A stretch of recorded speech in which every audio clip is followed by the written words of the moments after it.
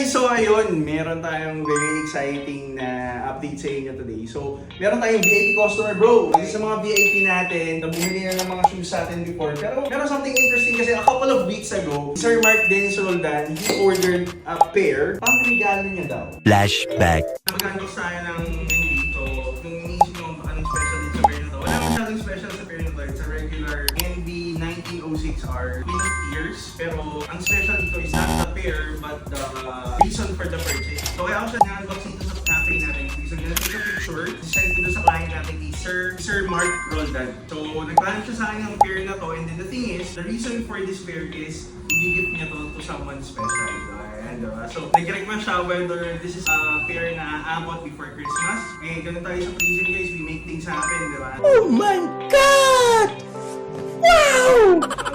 So, ayan, pinaabot natin before Christmas. And today is actually the 22nd. I don't know, sa dami ng content namin, baka ma-post to 2027. So, we're gonna take a picture and then ipapadala natin via LBC to make sure na this reaches Sir Mark before the intended date ng Christmas. Hindi tayo mag-alaga ng customers natin dito, diba? Pang klase, diba?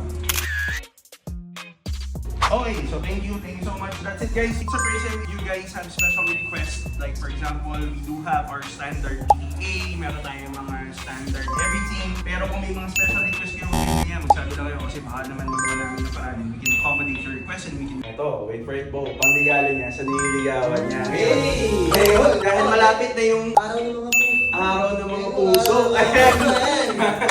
Dahil malapit na yung araw ng mga puso, syempre, you're praising. Just provide orders for customers, pero we make things happen. Oh, syempre. Kaya parang support namin yung journey nyo in terms of kung ano man yung gusto nyo i-goal sa buhay. Kasama na dyan yung goal ng mga puso natin. So, ayan. So, ito na nga. May update na si boss. Nabigyan niya na daw yung stickers, pero samahan nyo kami ngayon kung ano yung nangyari from the time na nag-order siya and from the time na binigay niya na yung sapatos. Tara! Okay, so ayun na nga guys. Bali yun, nakita nyo, order Sir Mark and then kinailangan niya yung pair at a certain time para umabot dun sa day na magkikita sila. So ginawa namin ng paraan. Usually, that's so much shorter than our usual ETA. So napadeliver namin on time kay Sir Mark. And yun na nga, nag-update na sa akin si Sir Mark and... Ito na Bo, ready ka na ba? Ano yan, si Sir Mark Ben? Si Sir Mark, ready ka na ba?